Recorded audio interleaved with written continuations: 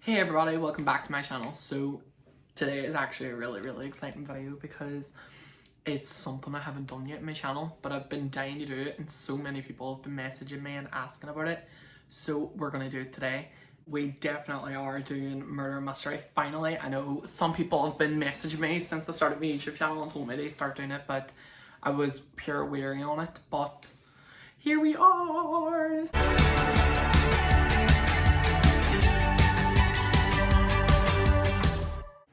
Excitingly, the first murder mystery that we're gonna be talking about is the Zodiac killer. And apparently, as far as I know, this murder mystery itself has not been solved yet, so it's still an open case. It was based around the 60s and 70s, but it recently came to light again after a YouTube video and after just some TikToks were being made again. The case is real. The Zodiac killer was a name that was given to a killer who operated in Northern California. The Zodiac killer is believed to murder about 5 people, well, 5 people as far as they know, in Northern California between 1968 and 1969. One of the earliest murders that is attributed to the Zodiac killer was a murder in Riverside in 1966. The case inspired 2 films, and one of them was the critically acclaimed film Dirty Harry, and another was the movie Zodiac. I'm just going to read out like a wee bit about a story, and one of it was in 1968 a teenage couple was shot near their car in a remote area north of San Francisco. A year later, after the first incident, another couple was attacked in similar circumstances, but the only difference was the male victim survived. In 1969, the San Francisco police received a phone call from the Zodiac killer himself admitting to the previous crime and to alert them of the crime that he just committed with the young man and the young woman. Later on that same year, another couple was attacked, but just again, the male victim was alive, and the last known victim was a taxi man in 1969 who was also shot. The reason that it was so popular with the press and the locals at the time was because of the taunting letters that he would send, and they would always start with, "This is the Zodiac speaking." So the letters would just consist of him telling them about murders and basically taunting them on who he was and what he's done, etc, etc, and the fact that they couldn't catch them just added to the more mystery of it. So his letters sent from 1969 to 1974 were signed with symbols that resemble crosshairs of a gun sight. Included among the letters was 4 ciphers or cryptograms, the first of which was sent in 3 parts to the Bay Area newspapers. One of them was known as the 408 cipher because of the number of characters it contained. When it was deciphered by a group of private citizens, it said, "I like killing people because it's so fun." Fun facts about this was that the name Zodiac was given to himself by himself. It wasn't given by the law or the press or the citizens. It was given to the killer by the killer. Another one was that Zodiac sent the letters and demanded that the letters be published in the newspapers for everybody to see and to gain publicity, and this would prevent future killings. If the media did not, this would lead him to go on and murder more people.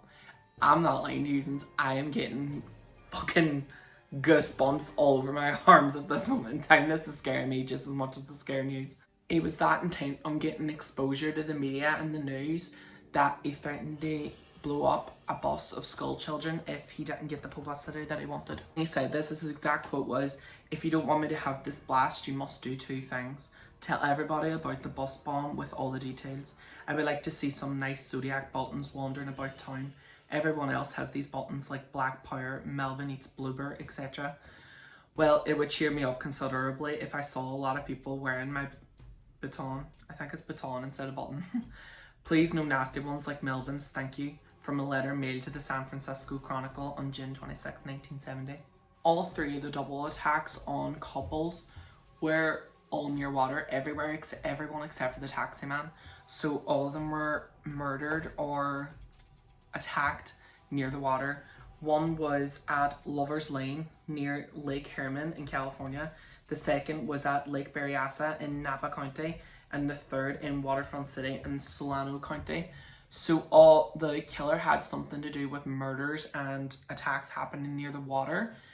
And still today the police don't know really why he had such a fascination about the attacks happening there, but it is rumored to be about a Middle Ages link where the killer was trying to mock an old Middle Ages killer and basically be a repeat of history by doing so. In many of his letters, he used alphabetical letters and numericals from the 13th century, which again links to the fact that he was trying to make reference to the mid-century times and murders happening in the mid-century. It was reported that he wore an executioner's costume once by a guy named Michael, who was one of the victims of one of his attacks.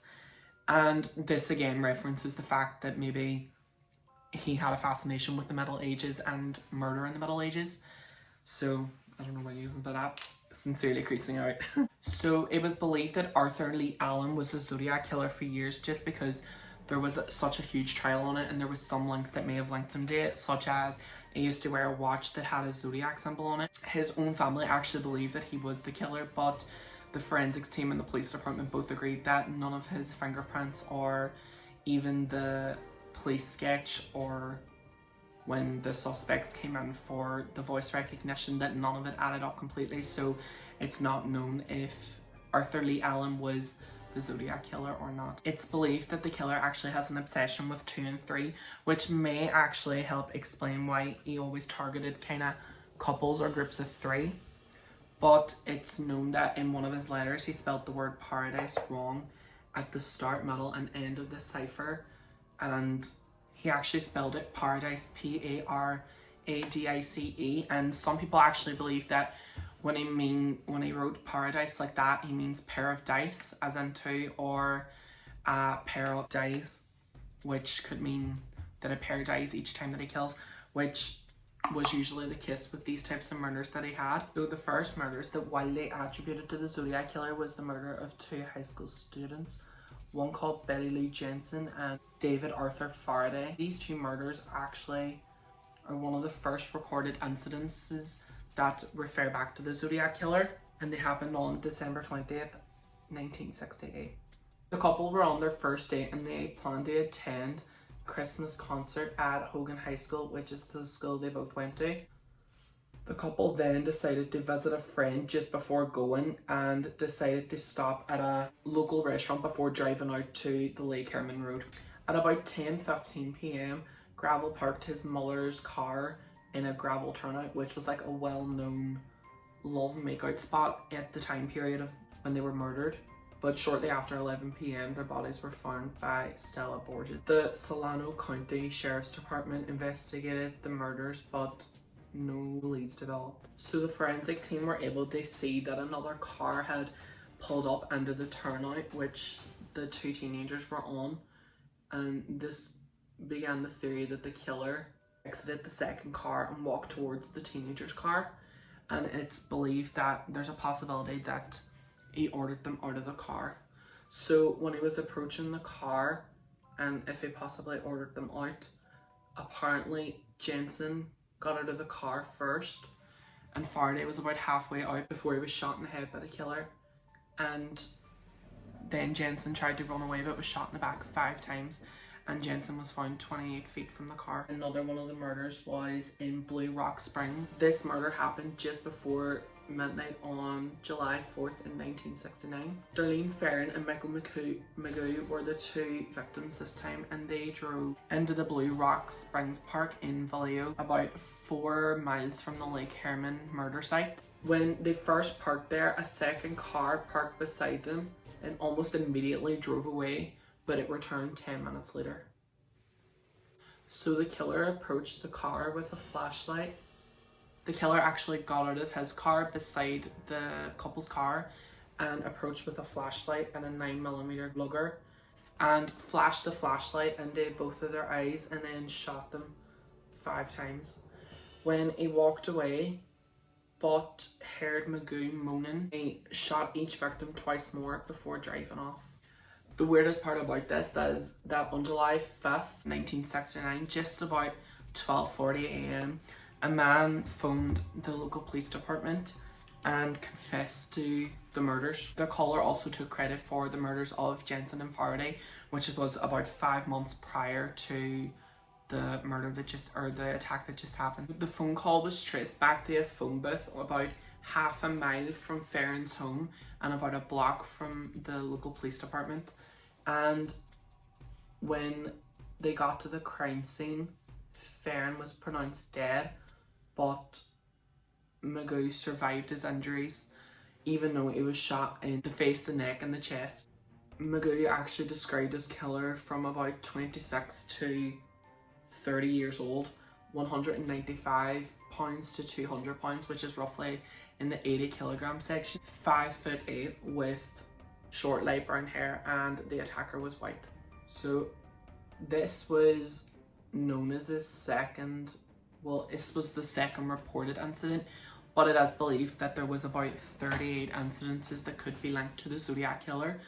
But after this incident, the letters started to come into different places. So the first 3 letters actually went to Vallejo Times Herald, the San Francisco Chronicle, and the San Francisco Examiner. The killer demanded that they be printed on the front page of each news edition, or the killer would cruise about during the night and kill lone people until he had a dozen of them killed over the weekend. The letters actually contained a lot of gruesome information that was unknown to the police at the time and unreleased to the world about the murders. And it also said that when they deciphered all of the cryptograms and anagrams within the letters, that they will have me, quote unquote, which is what the Zodiac killer actually said. They said that the police could have him and that they would officially come forward once they were able to decipher all the letters and the anagrams within them. On September 27th in 1969, 2 Pacific Union students called Brian Hartnell and Cecilia Shepard were picnicking on a small island that was connected by sand, and a white man that was about 5 feet and 11 inches and approximately at the same weight that was already listed of about in the 80 kilogram region approached them wearing a black executioner costume. The hood on top of the executioner costume actually had 2 holes where the eyes are supposed to be, but according to sources, the 2 holes were covered by clip-on sunglasses and a bib-like texture on his chest that had a 3x3 cross symbol on it. He claimed that he needed to take the car off the couple and all their money because the car that he was driving was apparently too hot and he needed to drive to Mexico. At approximately 7:40 p.m, the killer called the Napa County Sheriff's Department, and basically he said, I would like to report a killing, and then quote corrected himself and said, no, a double killing. So when they got there, they found that the phone was still hanging off of the payphone that he rang them off. Engraved under it was the coordinates, the date and the time, and beside it says by knife. So this is apparently how the killer was planning to kill the couple. So a man and his young son were out fishing when they heard the screams of the couple. Celia Shepard was conscious at the time and was able to describe what was going on and describe the man to the police and the park rangers. But when they were en route to the hospital, Shepard lapsed into a coma during the transport and never regained consciousness and died 2 days later. Hartnell, though, loved to tell the story to the press and to the media. On the date October 14th, 1969, the Chronicle received another letter from the Zodiac killer. This time the letter actually had an attachment to it, which was the tail end of a shirt of one of the Zodiac killer's victims to prove his identity.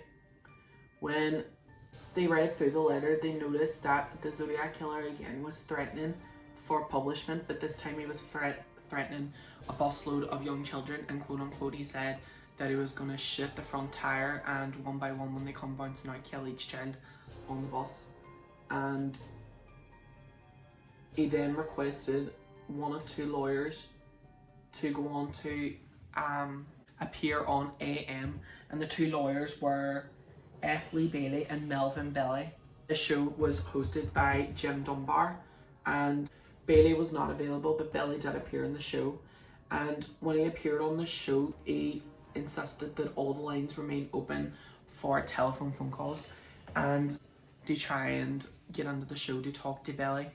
And when he actually did open it, the Belly requested that the Zodiac killer use a less ominous name, so he chose the name Sam. Belly asked Sam to meet up in a rendezvous arrangement at a local shop or cafe, but when they went there with the police, etc., etc., Sam, the Zodiac killer, did not show up. In a letter postmarked April 20th, 1970, the Zodiac wrote, "My name is," with a 13-letter cipher on it. Zodiac then went on to send another card on April 28th, 1970 to the Chronicle again, and it said, "I hope you enjoy yourselves while I have a blast." This again references that he was gonna blow up a bus full of young children, which he actually did not go on to do, but he was continually using it as leverage to the press so that it would make the front line. There was about 4 more letters after that one letter, and then the Zodiac went silent for about 3 years. And then again in 1974 there was another letter which said in it that The Exorcist was the best comedy that he had ever seen. And at the very bottom there was an unusual symbol that they've never seen before, but it also said Zodiac 37 SFPD, which is the San Francisco Police Department, 0. This 37 relates to the fact that there was an idea that he may have killed way more people than was actually listed. So 37 is taken as a number of people that the Zodiac had murdered and the number of slaves that he gained in going to paradise. In May 2018, they actually started to investigate the DNA on the back of postal stamps to try and find the Zodiac killer, and it was reported that it was only going to take a number of weeks, but it's now March 2021, but there has been no further information on the DNA of the Zodiac killer. So over the years, a number of people were suspected to be the Zodiac killer, but none of them were actually confirmed. The most popular one that had the most evidence towards it but was declared not the Zodiac killer because of forensic testing was Arthur, but he died in 1998, whereas there are signs that the Zodiac killer may have continued right up until 2004. So to this day, the Zodiac killer's identity remains unknown to the public, unknown to anybody other than himself. I don't know what to think, users. That was just horrible. That was, I don't know. Do you know, I am completely gobsmacked. That was just brutal. So that's the end of the video, unfortunately. Let me know what you think. Do you think the Zodiac killer may be dead, or is he back, or what do you think? Do you think that it was that Arthur boy and that maybe the forensic testing was wrong? Because it has a possibility. It's not, the forensic testing ain't always 100% accurate, but I hope you've enjoyed the video. I hope you've enjoyed that wee murder mystery, and make sure that you stay on for the next one because we will be discussing a very, very famous murder mystery, and I am nearly 100% sure that nearly all of you have heard of it before, and this murder mystery is still unsolved as well. So stay tuned for next week's episode of Murder Mystery and Makeup, and I hope you like the wee look I created during it as well. If you've enjoyed the video, make sure you like, comment and subscribe, and so you see next week's video as well. Make sure you hit that notification button below so you will be notified anytime that I upload a video. Other than that, you can check out the rest of my social media. I have Instagram, which is Matthew Makeup Artistry, and Facebook, which is Matthew Doherty Makeup Artistry. Thank you all so much for watching, and I will see you later.